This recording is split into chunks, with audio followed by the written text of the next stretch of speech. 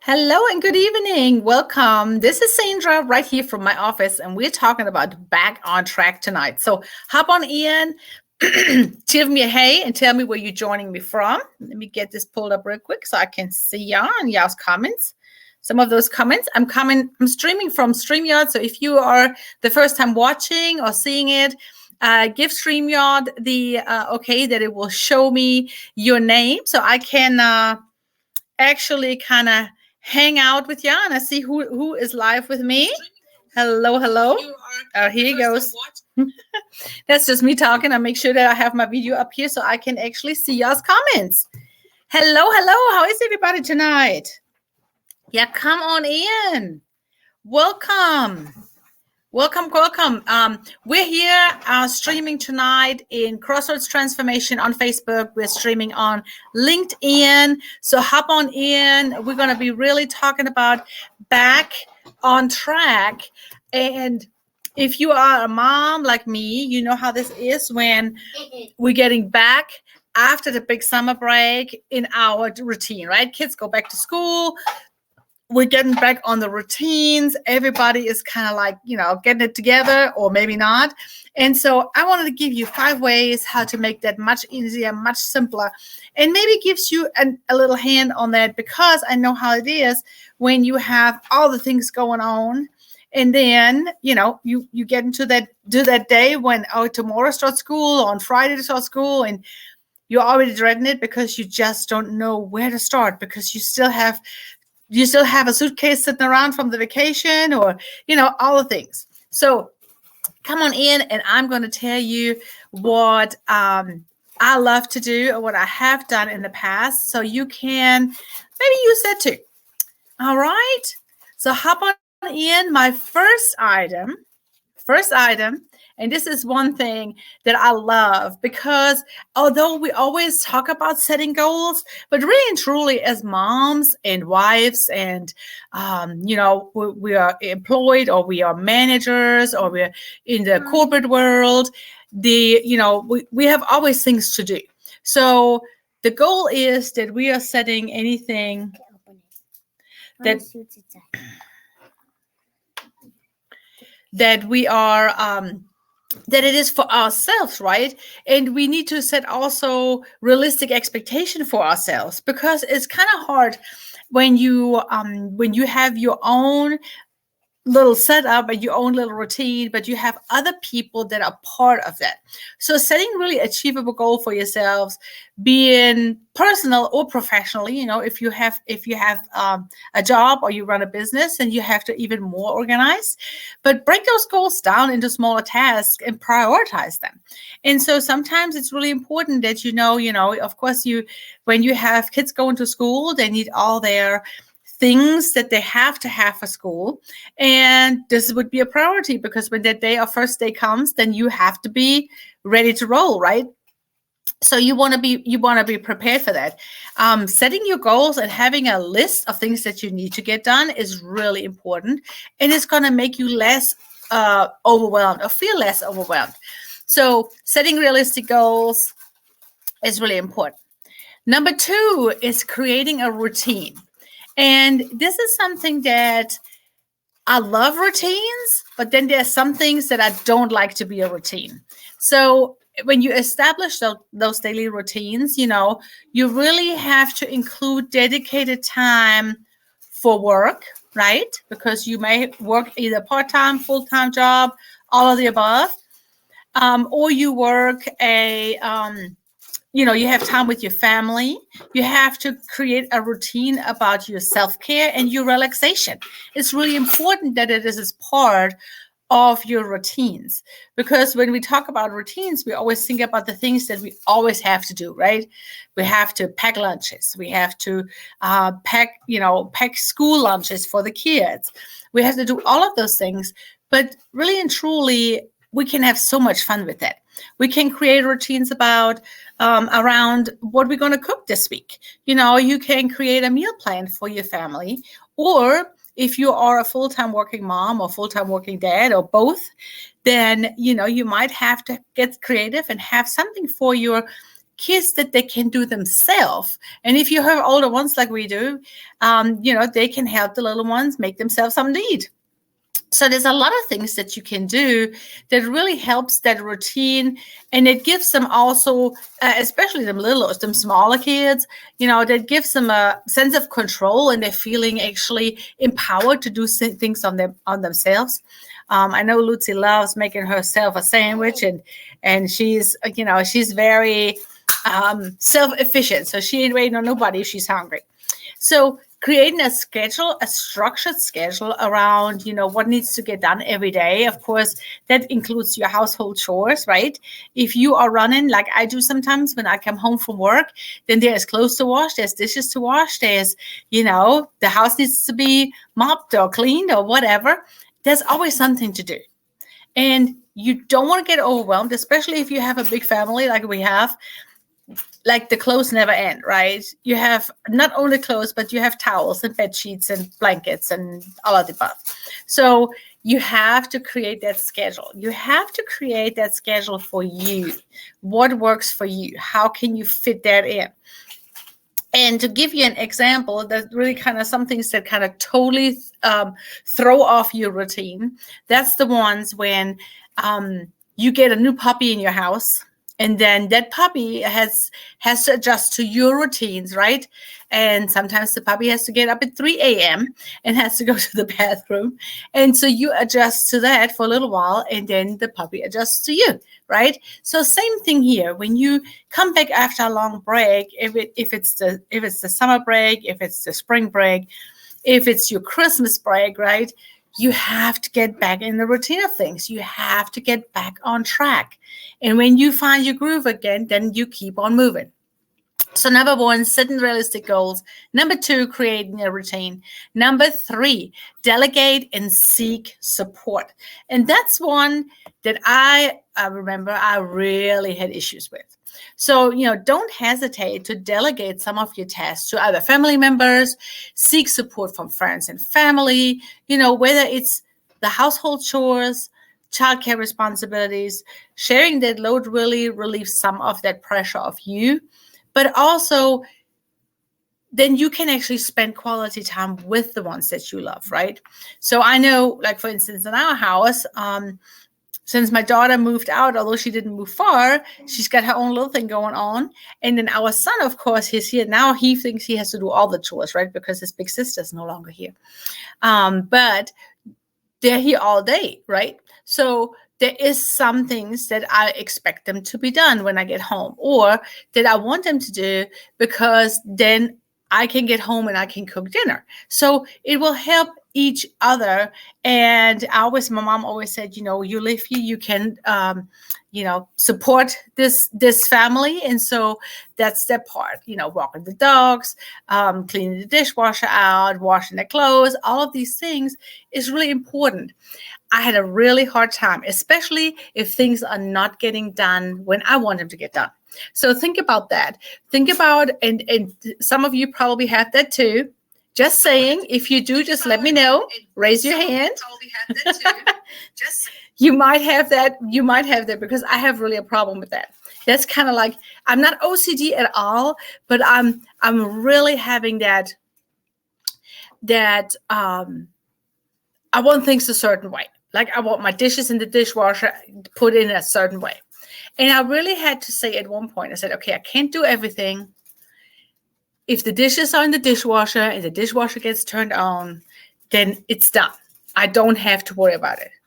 Do I every once in a while open the dishwasher because I'm putting a dish in and I'm rearranging the dirty dishes? Absolutely. But it's just me, So, but give something up. I know when I always say, I don't ask for help if I can do it myself. And so I try not to, but I do. Sometimes I just don't, I don't want to wait on somebody to help me. So I ask once and it's not happening. So then I just, I keep on rolling with it. So it's that thing. You just have to understand what kind of personality you are and how easy you're going to give up something or delegate something or seek support or ask for help. But I can tell you, when you do, it really relieves some of that pressure. And if you're super OCD, you just have to give them the rules. Tell them exactly where you want your cups in the dishwasher and where you want your, it's important. Give them the guidance that they need to do it your way. But then again, be excited if they do it without and not your way. My next thing is number 4, practice self-care. And this is something that we do way too little, because prioritizing those self-care activities is really rejuvenating, like your mental, your emotional, and your physical well-being. And you really need that. It's important, because we keep on going, right? This could include something like some exercise, meditation, reading, spending time on hobbies that you love, go out to dance, all kind of things that just relieve some stress. You don't have to worry about it. You don't have to worry about anybody else but yourself, right? Taking care of yourself is really important, because it will enable you to better manage your responsibilities. So you will be able to take care of yourself much better when you are practicing that. So think about, what can you do, right? Take a bath without any interruptions. Bubble bath. I know, Mom, when I talk to moms, they always say, I just want to take a bath by myself. That's what they always say. Because when you have a kid and these kids grow up and they're just so used to you, and they're right there with you, and they want to be always in there. And if you have a dog like I have, that always, like, you can't even go by yourself in the bathroom. The dog has to be in the bathroom with you. You want some time for yourself. And people always say, well, I feel really selfish when I do this. And I said, well, that's what it's called, self-care. You take care of yourself, right? You take care. You want to de-stress. You want to decompress. You want to, after a long day of work, you might want to say, I just want to put my pajamas on and lay down. It's okay. It's important that you do that sometimes. So think about that when you do that. Because it's important. Thank you. So the next thing is, number 5 is you plan and organize. And I can tell you, plan and organize is what really helped me kind of really get organized around me and how I'm transitioning into that. Hey, Miss Jude, give her some. And so when you can use tools that are really, really, really important, like a calendar, to-do list. There's a whole bunch of apps out there that are really, really, really cool, to plan and organize your tasks, to really focus on the things that you want to get done. Break down your day into blocks of time. Be specific with your activities. Be sure to include buffer time for those unexpected events. Plan ahead. Oh, and that's like one of those things, right? Plan ahead as much as you can, because it will help you be not overwhelmed when it happens. Get like, I have a lot of ladies that I talk with that do meal prep, because they're so busy during the week, and kids go to soccer and back and forth and all this driving, and they meal prep every day. They have their food ready to go, and they don't have to worry about that. They don't have to worry about, and if they want to go and eat out somewhere, then they can go and eat out. So it's however you need to prepare yourself. Planning ahead really reduces that last minute stress, and it will help you stay on top of your commitments too. Bless you. It will help you to say yes to some things, and you will know exactly, okay, there's a bucket of time that I could, commit to something. There's a bucket of time that I can. So it's understand that it's really important that you kind of combine those things. And I always say number 6 is really, this is not the official one, but number 6, and this is a tip from the heart. That is, don't beat yourself up if it's not working. Because all the 5 things that we talked about, setting realistic goals, creating a routine, delegate and seek support, and practice self-care and plan and organize, is all good. But when you are focusing on you, sometimes things just don't get done, right? Sometimes your to-do list at the end of the day is not completed. Sometimes you have a task that could not get done today because it required somebody else to be involved. Sometimes you had to do it yourself instead of delegate, right? So all of those things, your routines just take time to develop. You can start a routine today, and tomorrow you might miss the routine, right? Don't beat yourself up. Be open-minded. Say, okay, tomorrow is another day. Let's try again. Tomorrow is another day that I can put this new habit in place.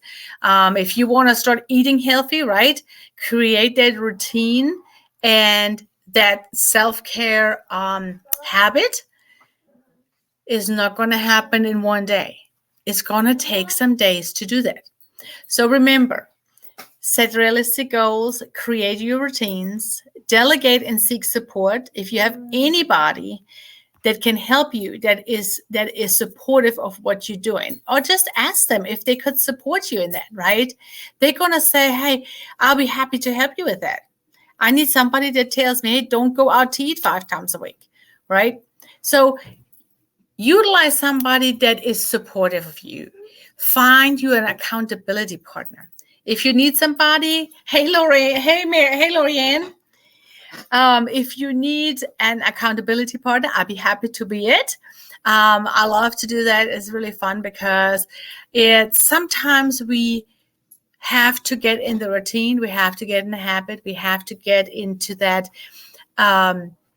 We have to get, especially when we come out of a long period of post-summer or post-Christmas or anything like that, where we really just relax and chill out. It can be challenging, right? It can be challenging, but implementing some of those strategies, or even all the strategies, or just one, start with one. Because then you can gradually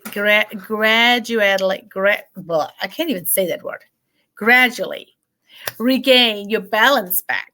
It reduces that feeling of being overwhelmed, right? And everything has to be working together in harmony instead of total chaos. Now, again, if you have kids like I do, it has gotten better, but it's still like sometimes it's the chaos, right? Sometimes it's like, if we have 5 minutes, let's go. And then we still forget something, right? So help yourself. Be prepared. Like, we have created some evening routines for the next morning. So we don't have to do everything in the morning, right? Like, we lay our clothes out at night. We have actually for the whole week bags that like Lucy has her clothes ready to go, and then in the morning she just has to grab that day's bag and put it on, and it's ready to go. So create yourself some helpers, so to say. Remember that it's important to be patient with yourself. Give yourself some grace and implement those strategies because it will really help you. I hope this helped somebody today. I think this is such a hot topic, especially when we're just coming out of that summer, right? We're just sliding in there. I know a lot of here in Mississippi where I'm at, a lot of schools actually started early in July.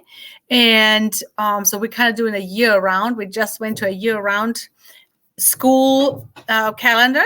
So we'll have every 3 months, I think we have a break, and it's like a two week break. So it's super cool because we can actually take a breather, and we don't have that long summer break next year. So we can go back hopefully in a much faster pace. We don't have to like throw all the routines out and then put them back in place when we go to summer. So if you have any questions, feel free to ask right here. If you watch this video and you're not seeing the you have not seen the live or the red live button is not there, then you're watching it in replay, feel free to comment #replay.